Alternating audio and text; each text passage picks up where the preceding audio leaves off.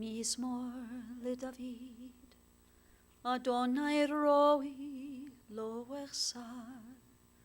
בנוטש ירביצני ימי מנוחות ינחלני, נפשי שובב.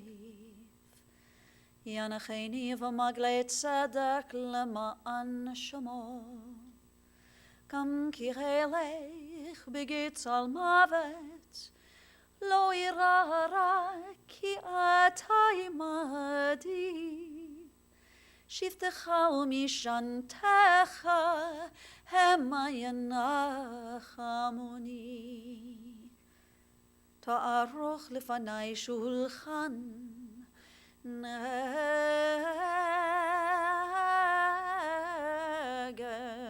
צורריי.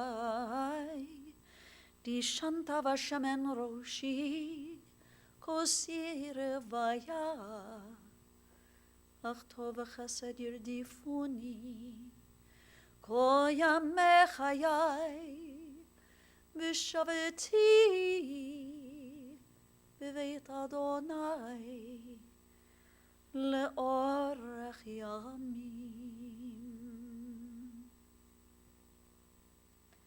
I've chanted for you the words of our 23rd Psalm. As we search for comfort, we often turn to the psalmist, and so I ask you at this time to recite these words with me. The Lord is my shepherd, I shall not want. He maketh me to lie down in green pastures. He leadeth me beside the still waters. He restoreth my soul. He guideth me in straight paths for his name's sake. Yea, though I walk through the valley of the shadow of death, I will fear no evil, for thou art with me. Thy rod and thy staff, they comfort me. Thou preparest a table before me in the presence of mine enemies. Thou hast anointed my head with oil. My cup runneth over. Surely goodness and mercy shall follow me all the days of my life, and I shall dwell in the house of the Lord forever. In the rising of the sun and in its going down, we will remember him. In the blowing of the wind and in the chill of winter, we will remember him. In the opening buds and in the rebirth of spring, we will remember him. In the blueness of sky and in the warmth of summer, we will remember him. In the rustling of leaves and in the beauty of autumn, we will remember him. In the beginning of the year and when it ends, we will remember him. When we are weary and in need of strength, we will remember him. When we are lost and sick at heart, we will remember him. When we have joys we yearn to share, we will remember him. So long as we live, he too will live, for he is now a part of us as we remember Raymond Fischer. To you, Shelley, his beloved partner, to his children, Scott, Suzanne, and Sean, and also to John, Zach, Tanya, and Amanda, to his grandchildren, Oliver and Liam, and to all the members of the family, and to so many dear and cherished friends we've come together to remember, but also to find the strength to celebrate the life of your beloved Ray. We have been taught that birth is a beginning and death a destination, and that life is a journey from childhood to maturity and youth to age, from innocence to awareness and ignorance to knowing, from foolishness to discretion, and then, perhaps, to wisdom, from weakness to strength, or strength to weakness, and often back again, from health to sickness, and back, we pray, to health again, from offense to forgiveness, from loneliness to love, from joy to gratitude, from pain to compassion, from grief to understanding, from fear to faith, from defeat to defeat to defeat, until looking backward or ahead, we see that victory lies not at some high place along the way, but in having made the journey, stage by stage, a sacred pilgrimage. Birth is a beginning and death a destination, and life is a journey, a sacred pilgrimage to life everlasting. Raymond Fischer's journey began here in Cleveland. He was the only child born to Sarah and David Fischer, a couple who never expected to have a child. Sarah gave birth to her son Raymond when she was nearly 50 years old. The family made their home in Cleveland Heights on the corner of Washington and Cedar. And tragically, his dad, David, died of leukemia when Ray was just 2 years old. His mother, Sarah, had a sister. Her sister and brother-in-law, Anna and Alex Friedman, lived a few houses from Ray's home.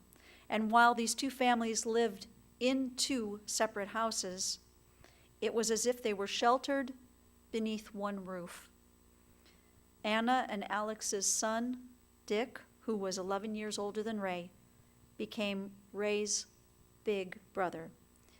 And for anyone who had any questions in their mind, that is how the Fischer-Friedman Smiley family came to be.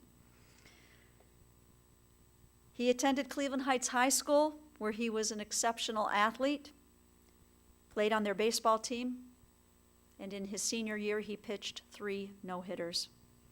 He also played on the basketball team, was part of his high school fraternity, BAT, and Ray was blessed with a lot of great friends who over the decades were counted by him as his lifelong friends.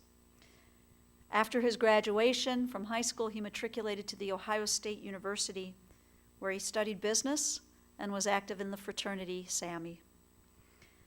He entered into the workforce, working mostly in sales, particularly automotive sales. He worked with his cousin Michael 5 or 6 years and was described to me as a worker who was very likable, a salesman who was soft-spoken, and yet a great kibitzer. A man who, with his customers, was always smiling. People liked him, and they respected him because they really sensed his honesty. He was honest. Steve, you mentioned to me that if he was having a rough day or a bad day, no one knew it. He didn't put that on anyone else. And Sherry, you simply described him as a man with a big heart.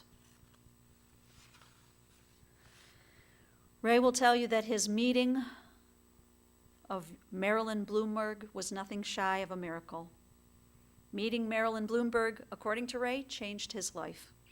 In the early 1970s, they met where everybody else was meeting, at the ground floor. He described her as a beautiful woman who was sweet, was a third-grade teacher, and their meeting, while not planned, was very special, and they each were smitten by one another. This was a very quick courtship, and they married a couple years later, welcoming Suzanne and Scott into the family.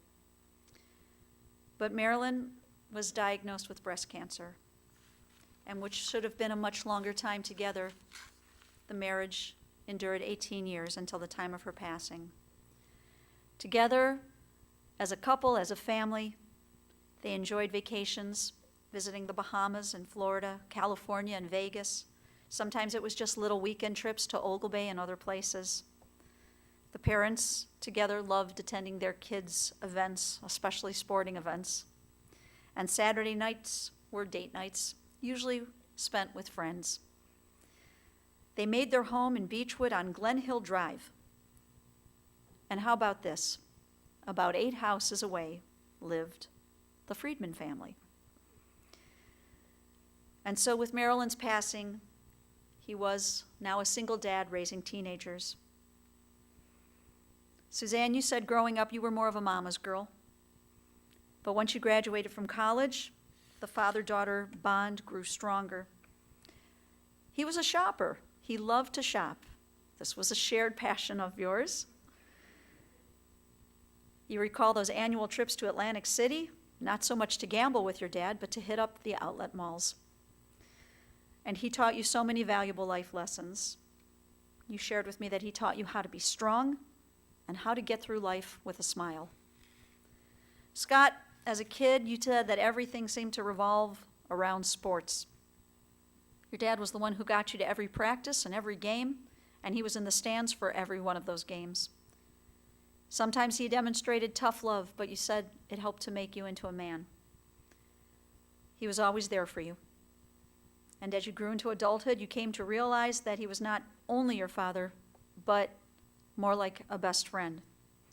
You spoke every day, and it usually started off like this, with you saying, "What's up, Big Ray?" And as your career took off, you found that he was always interested in the games that you would coach. Just this past Saturday, when you went to see him in the hospital, the first words he said, "Did you win?" He wanted to know about the football game that night before. And through a friend of a friend, Shelley Lennox was fixed up with Ray Fischer. Shelley, this person simply said, "I've got someone that you should meet." And you listened to them. And so in 1995, perhaps not at the most romantic of spots, at a Baker's Square pie shop and restaurant, located on Chardon Road, so that, in Ray's words, "Let's meet there because no one will know us." But here you were, the two of you sat and spoke. You soon came to realize that you had many common threads. You both had lost your spouses at young ages. You both had children. And that first coffee date, you found Ray to be, in your words, really sweet, easygoing, and genuinely interested in what you had to share. A friendship blossomed into love, and after a 3-year courtship, you and Ray decided to move in together and make your home in Pepper Pike. As a couple, you loved your annual trips to New Jersey and fun getaways to Las Vegas. And it seems you were always on the go, enjoying time with your wonderful circle of friends and family, enjoying schlepping to different colleges for Suzanne's Parents' Weekend at Ohio State and for so many of Scott's college football games. Shelley, you saw the love that he had for his children, and this touched your heart. You saw Ray as a man who meant well. You said his intentions were good. He had a sweetheart, and for 20 years you were his sweetheart. And I have information that I want to share with you that Michael Friedman shared with me. Michael, while I know you have some words to share with us today, you told me that Ray worked for you as close to 6 years, but this is a man you knew your entire life. Suzanne, you described Ray and Michael as two peas in a pod, the same person, really. Michael, you said that he moved your business to a new level, and his help in the business was a big part of your success. Together, you own 20 racehorses, and this became a really big family affair, going to the track, having fun, and so many memorable experiences, even featuring you on the news for being leading owners with the most wins. You worked together, and you played together, and you cared for each other. And when I sat around with the family just the other day, listening to the words of Suzanne and Scott, and Michael and Sherry and Steve, they described him as a man who was a protector of those he loved, that he had everybody's back, and that he was loyal to a fault. He said he'd give you his last dollar if you needed it, and most importantly, that he was a man of his word. And so today, we join together in recalling the life of Ray, a man who was, in so many ways, tremendous, a tremendous athlete who was always humble about that, a person who you could count on as a friend. He was a great guy with a warm personality. And let's not forget that amazing head of hair. But we join together with the sages as we say Zichron Livrach. We ask that he will always be remembered as a blessing. And to this we say, Amen. As I mentioned before, Michael has words from his heart that he wants to share with us today. So I call on him at this time.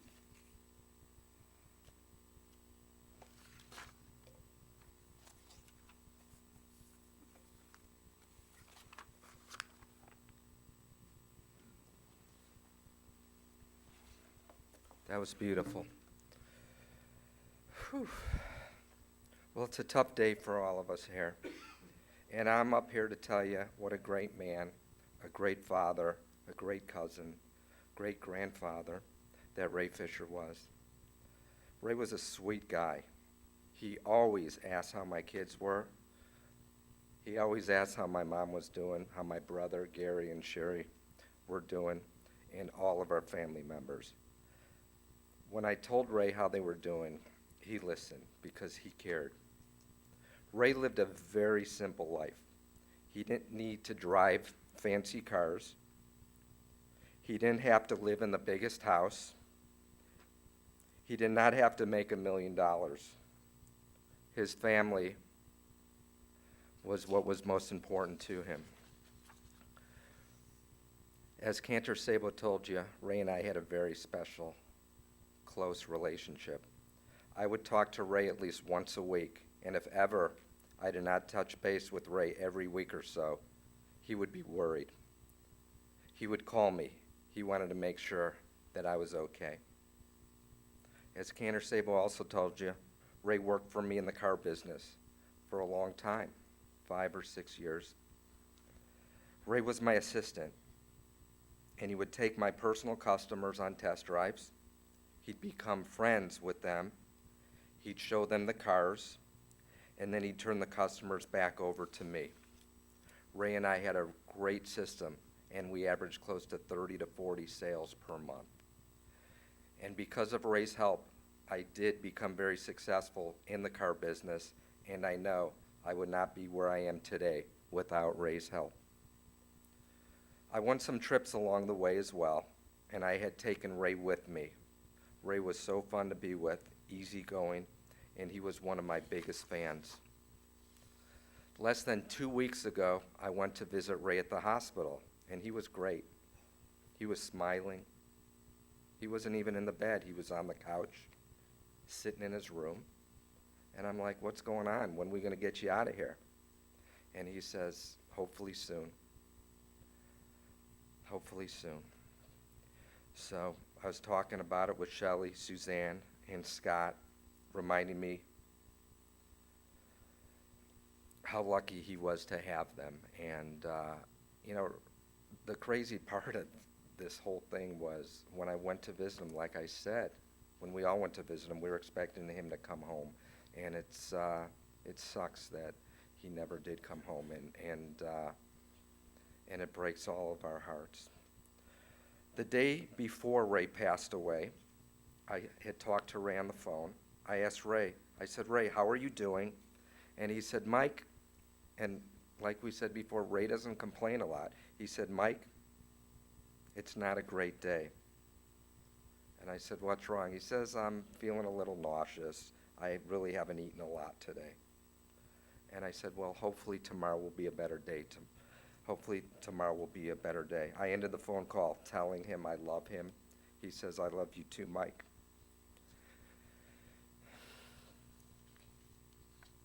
And once again, I said to him, I hope tomorrow is a better day. Well, when tomorrow came, I got a call from Suzanne bright and early in the morning.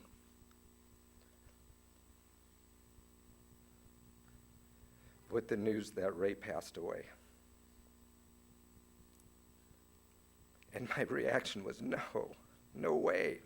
I just talked to him. He's in the hospital to get a procedure and to get better, not to die. How could this be?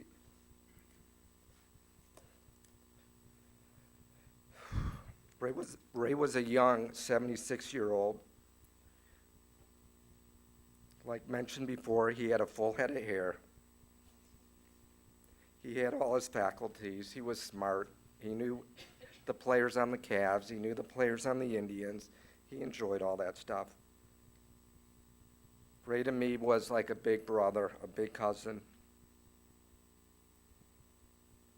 And while there was an age difference of a little more than 20 years between us, I never saw Ray aging and getting old. Scott, you were a great son, and you had an amazing relationship with your dad. He came to your games. He was your biggest fan. He would always tell me how proud he was of you. Suzanne, we all know your special bond with your dad. He would do anything for you. He would even switch cars with you when you were putting too many miles on your car, so you wouldn't go over the miles. Shelley, you were one of the best things that ever happened to Ray. You were his best friend. You helped him, and he helped you. He had your back, Shelley. When you had your back surgery, he was there for you all the time, and he would always give us updates. When we'd invite Ray somewhere with you, he'd say, I'd love to come, but Shelley's not ready to come as of yet. When she comes better, I will be there. And he just, like I said, he had your back, and you guys were great together. As Cantor Sabo said, Ray leaves behind a lot of loved ones, friends, relatives, and great people in his life. Suzanne, Scott, and Shelley, as I stated many times, you are my family, and I will always be here for you. Ray is gone, but will never be forgotten. Everybody in here are better people because we had Ray Fischer in our lives. I love you, Ray. Sorry.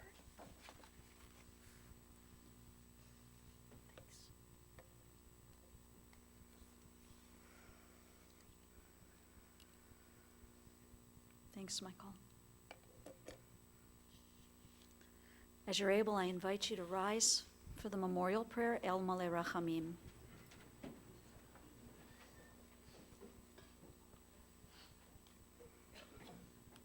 El Maleh Rachamim, Shochen Bamromim, Amsi Menucha Nechona, Tachat Kanfech HaShechina, B'malot Kedoshim Altarim Gezohar Araki HaMasirim, Et Nishmat Yakirenu, Shahalach Le'olamo Began Eden, Teche Menuchato.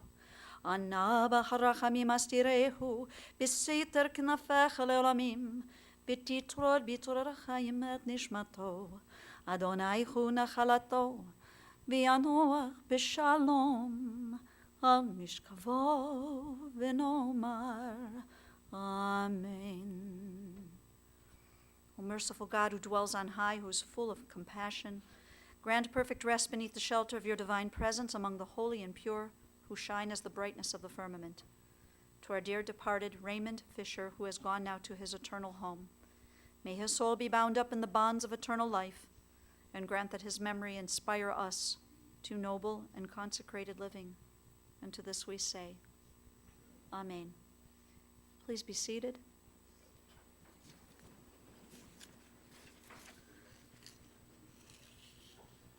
Our service will continue at the Mayfield Cemetery. And following the interment, Shiva will be immediately following burial until 9 p.m. tonight at the home of Steve and Sherry Smiley, located at 5037 Stansbury. Anyone wishing to make a contribution in memory of Raymond, the family has suggested that you might consider the American Diabetes Association. Ray's name will also be read for the next 4 Fridays beginning tonight at the Temple Tifereth Israel in our Shabbat service. Also, a week from this Wednesday afternoon, on Yom Kippur, the Yizkor service, which will be held at the temple in University Circle, we will include Ray's name as well, and everyone is invited to attend that service, which will begin approximately 4 o'clock in the afternoon on September 19th. On behalf of the family, we thank you for your love and support today.